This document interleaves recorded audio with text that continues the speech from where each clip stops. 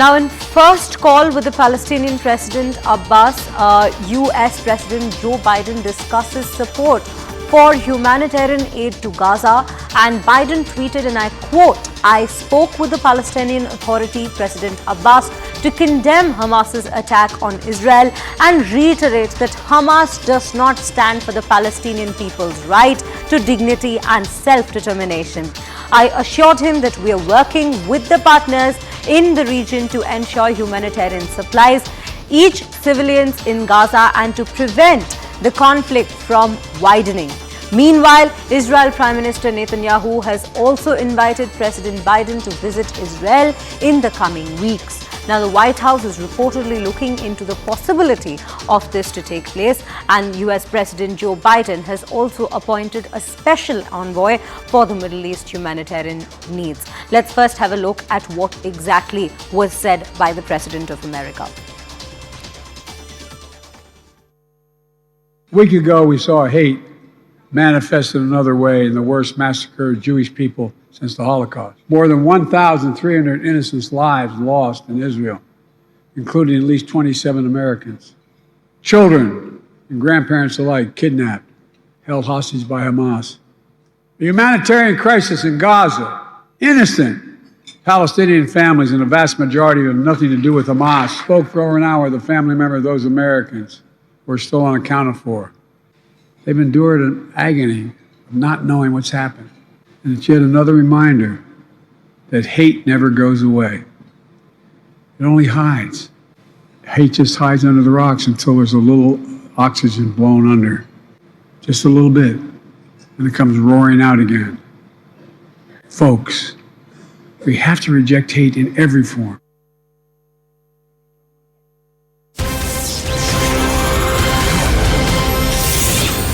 Now, we also have some more breaking news within this, wherein Joe Biden has also warned Israel against occupying Gaza as ground invasion appears near.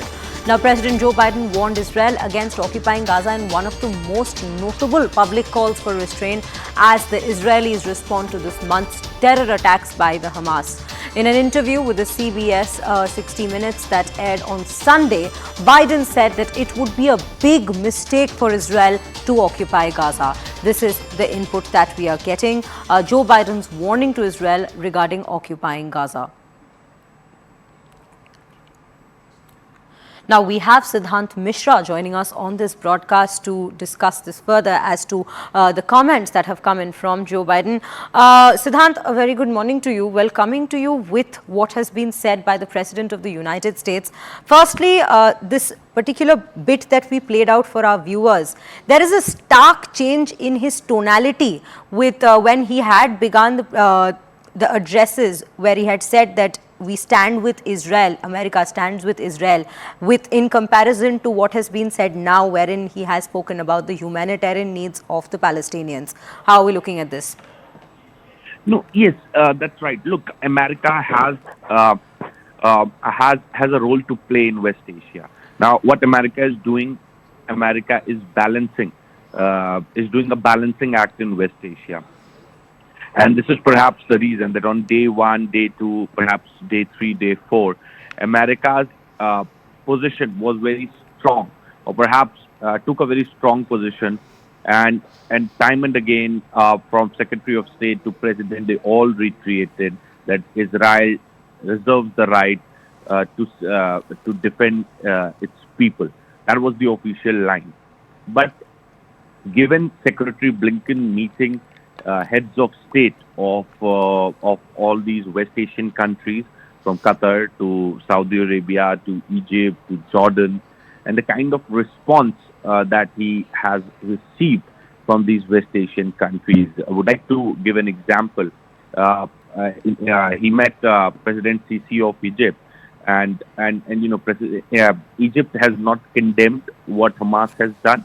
In fact, Egypt gave an overall review of this ongoing conflict, where President Sisi said that 5 times this conflict has taken place, and more than 12,000 people have died from Palestine, and 2,500 approximately have died from Israel. Now, he has perhaps sort of asked for a 2-state solution, and he also said that this is a time for to take some decision. So since most of these West Asian countries, including Saudi Arabia, Qatar, they all have refused to condemn Hamas, and also they are putting pressure on America to to perhaps tell Israel not to go harsh on the people in Gaza. Also, the challenge is for to secure humanitarian corridor to Gaza. Tons of relief aid has reached Egypt from Turkey, from various other countries, and hundreds of trucks are ready to go to Gaza. But to secure humanitarian corridor is something which is a need of an hour. And West Asian countries are putting pressure on America to look at the other side of the story. And this is perhaps the reason, as you rightly said, this is the reason that on day 1, 2, 3, 4, on the first 4 days, America took a very strong position. Israel reserves right to defend its territory. America stands with Israel. America, we are not going anywhere. We are there. That's fine. In fact, America has moved warship Eisenhower. America has also moved warship Gerald Ford in Eastern Mediterranean to support Israel, and perhaps also to act as a deterrent in case if any other country tries to take advantage of the situation. But look, these West Asian countries, Egypt, Qatar especially, and in fact Saudi Arabia, has got a larger roles to play. Except UAE, none of the West Asian country has condemned Hamas.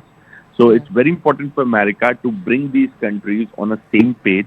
Perhaps also the countries like Qatar, which has provided office to leaders like Ismail Hania, the political bureau of Qatar, of Hamas.